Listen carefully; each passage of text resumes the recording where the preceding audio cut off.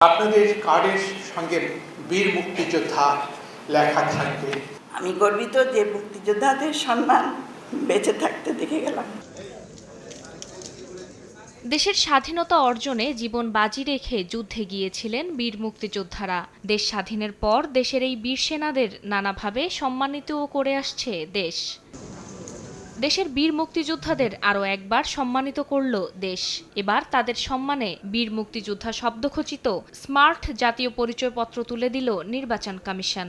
বৃহস্পতিবার প্রথম ধাপে ১০৪ জন মুক্তিযোদ্ধা পেলেন বীর মুক্তিযোদ্ধা শব্দখচিত স্মার্ট জাতীয় পরিচয়পত্র।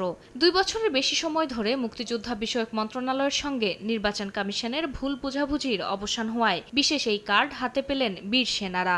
আমি গর্বিত যে মুক্তিযোদ্ধাদের সম্মান বেঁচে থাকতে দেখে গেলাম। আমার আবেদন থাকবে যাতে মুক্তিযোদ্ধারা শেষবারের মতো যে কদিন বেঁচে আছেন যাতে সুন্দরভাবে সম্মান নিয়ে বেঁচে থাকতে পারেন। নগদে ৫০০ টাকা বা তার বেশি পেমেন্টে পেতে পারেন ঢাকায় জমিসহ ২০ কোটি টাকার পুরস্কার। বিশেষ এই পরিচয়পত্রের মাধ্যমে মুক্তিযোদ্ধারা তাদের জন্য বরাদ্দকৃত সুযোগ সুবিধা ভোগান্তি ছাড়াই নিতে পারবেন। আপনাদের কার্ডের সঙ্গে বীর মুক্তিযোদ্ধা লেখা থাকবে। এটা সত্যি আমাদেরকে খুব আনন্দ দিচ্ছে। আপনারা থাকবেন না, কিন্তু আপনার সন্তানদের কাছে, আপনার নাতি নাতনিদের কাছে এটা আর্কাইভ হয়ে থাকবে। এটাকে কখনোই হারাবেন না।